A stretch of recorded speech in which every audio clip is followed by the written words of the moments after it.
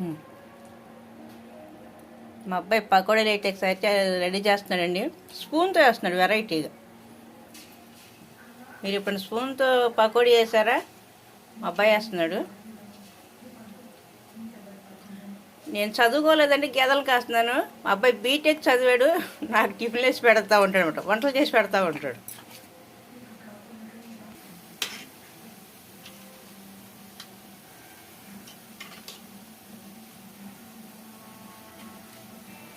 వంటలు బాగా చేస్తున్నాడు డాడీ.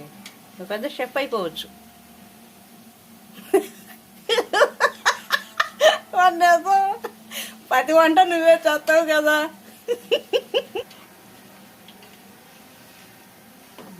బాగా కాలి బాగా కాల్చావు డాడీ.